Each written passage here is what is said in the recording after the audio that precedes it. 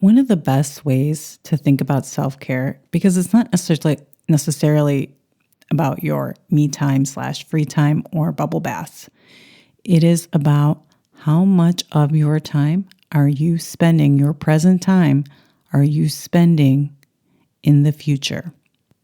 This is the Bear in Mind Podcast, episode 147. A podcast that breaks it down so you can break the cycle for good.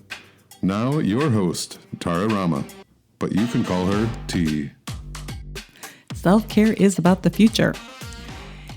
It is how much of your time you are spending focused on your future self and not on your past self. So how much in the moment, right now, today, are you spending planning your future self? Are you planning that checkup with the doctor, the dentist checkup? Are you planning that holiday? That's a type of free time. Time with friends, if that's important to you. Time with family, time with extended family. Are you putting it on the schedule? Because those are elements of self-care. We often think of it, and the images come up of soaking in a bathtub. But it's how much of our present time are we using to help out our future self?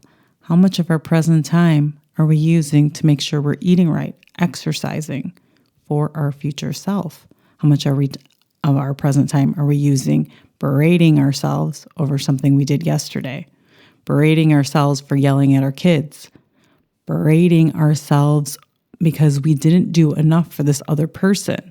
And so now we're using our present time to make up for some deficit we perceive in our heads. And so that is essentially self-care. It does involve taking time out for yourself, for your future self. It does involve getting the necessary sleep, all of those things for your future, because you are focused on your future. That is what self-care is. Usually, when we are not in self-care mode, we are more focused about the moment, the instant, how we're feeling in that moment and trying to alleviate that, or how we felt in the past and trying to alleviate some of the things from the past. We're not thinking about that future self, even if it's the next day, a week from now, 6 months from now, a year from now, 5 years from now. Financial planning. That is one of the things that we get wrong, because self-care is not about, quote unquote, this free time that you're taking in this moment. It is about how much you are focused on making sure that future self, whether that future self is the next day or a week from now, how much of that time are you planning that in? And the second thing about self-care that we get wrong is that self-care is an action. So all of the things that I mentioned are actions we take. And what we try to do, and you'll find this often, that self-care, this big bucket of self-care, is given as a blatant solution for everything. If you're yelling at your kid, it means you're not practicing self-care. It means you're not getting the sleep, you're tired all the time, so you're yelling, and etc. Maybe it's true. But what I want to offer is yelling is also an action. So what in essence we're doing is yelling, and then we're saying take another action. So instead of yelling, take care of ourselves. And it doesn't work like that, because I tried that and it didn't work. And I'm guessing you've tried that and it doesn't work when somebody tells you to take care of yourself. I don't know if you stop yelling. I didn't stop yelling this way for good. I'm talking about stop yelling for good and stop being angry all the time for good. And the reason why this doesn't work is because when we swap one action for another, it doesn't ever get to the root cause. So maybe a more salient example of this is I used to eat a lot of chocolate, and then it would be like swapping out, well, eat a salad instead of eating all the chocolate, eat more greens, eat more vegetables instead of eating the chocolate. And it doesn't work because we know that the solution, yes, is to eat something else besides the chocolate if I'm genuinely hungry, or eat something or check in if I'm really hungry. That's an action. All of those actions, and what we're doing is we're action swapping and never getting to the root cause. So we're action swapping when we say self-care in place of trying not to be angry and yelling all the time. And the big question is is, why am I eating that chocolate? Why am I yelling?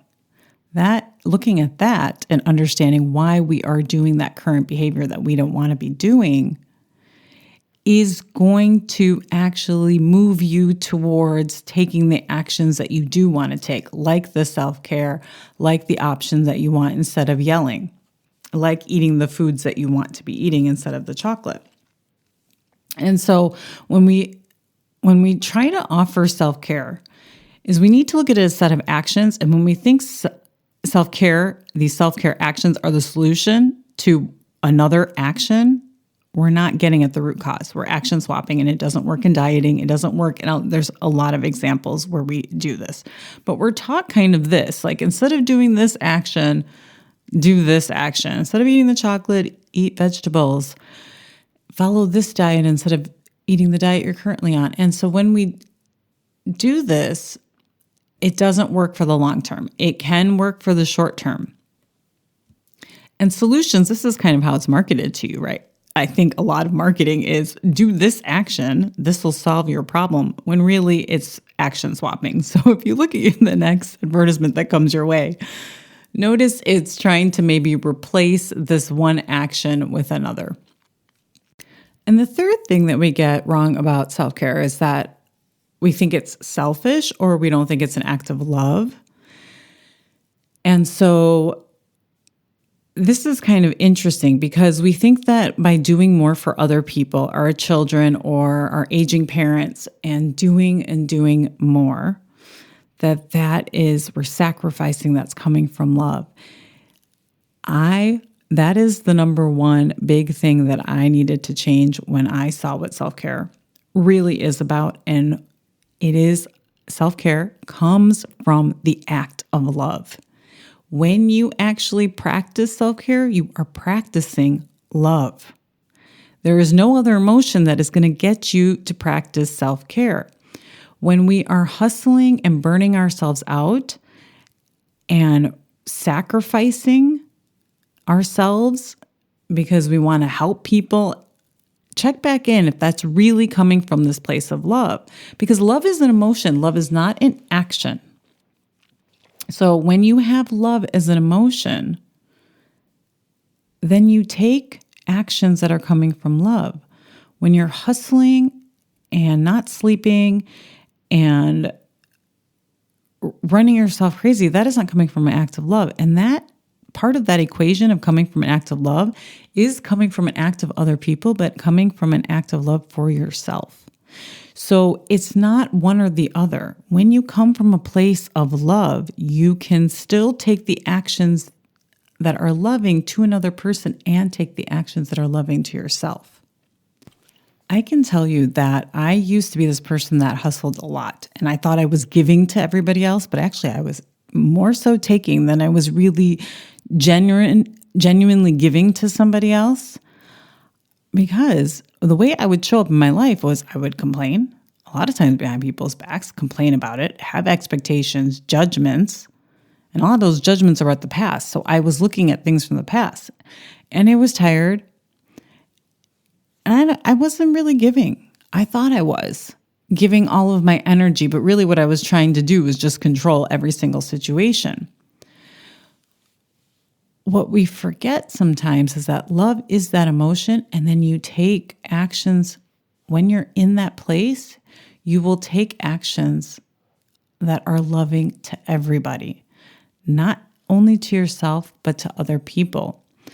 And there's this counter argument that it is narcissistic to feel love and to feel love for yourself. That equation is only that you are loving to yourself at the expense of other people, where it's detrimental to other people. And when you're loving to both parties and you're feeling love for yourself and for others, you're not going to do detrimental acts, genuinely feeling the emotion of love. And if you need to know how that emotion feels, think of something automatic. It's very automatic for you to feel love towards someone. It could be your child. It could be your pet. It could be your automobile, anything. And something that you really love instantly, you don't need to spend any time. I think of my daughter, instantly I feel love. And then that is how I can tap into that emotion and experience that emotion so that I can carry out that action also of self-care. So I'm going to wrap up those three things. Self-care is when our present self is more focused on our future self and not using the present self to berate ourselves in the past. So we're spending our present self planning for our future self. The second thing is that self-care is a set of actions, and we can't swap out one action like yelling with another action of practicing self-care. We need to figure out the why, the root cause of the non-self-care action first before we can move towards self-care. And the third is that self-care is not selfish. It's not coming from an emotion of selfishness. When we practice self-care, it's coming from love. When we give to others, it's coming from love. It's coming from an emotion. And then we can take those actions of self-care and caring from others from a place of love. That's all I have for you this week. I'll check back with you next. Thanks for listening. Listen for a new episode next Tuesday by subscribing on your favorite podcast platform. Bye for now.